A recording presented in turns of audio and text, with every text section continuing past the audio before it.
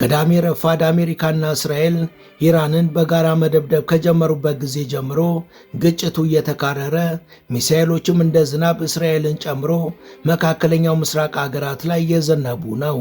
ከ31 የኢራን ግዛቶች 24ቱ ላይ የሚሳኤል ድብደባ ተፈጽሟል።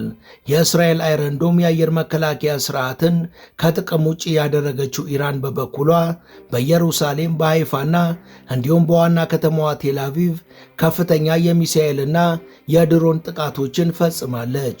በተጨማሪም በባህረ ሰላጤው ሀገራት በሚገኙ የአሜሪካ ወታደራዊ ካምፖችና የጦር ሰፈሮች ላይ ጥቃቶችን ሰንዝራለች።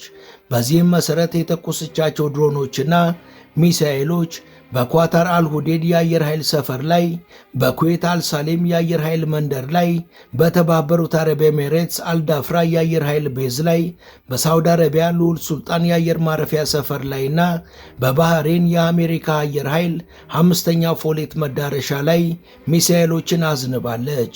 በኢራቅ ሐሪርና ኤርቢል የሚገኙ የአሜሪካ የጦር ቤዞችንም ከጥቅም ውጭ አድርጋለች። በሶሪያም በተለያዩ የጦር መንደሮች ላይ የኢራን ሚሳኤሎች ወድቀዋል። በሌላ በኩል የየመኑ ሁቲ ከዚህ ቀደም በመርከቦች ላይ ጥቃት ሲፈጽምበት የነበረውን የባቤል መንደብን ሙሉ በሙሉ መዝጋቱን አሳውቋል።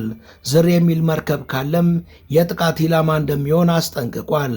ሂዝቦላም ከኢራን ጎን ቆሞ ጥቃቶችን መፈጸም እንደሚጀምር ይፋ አድርጓል።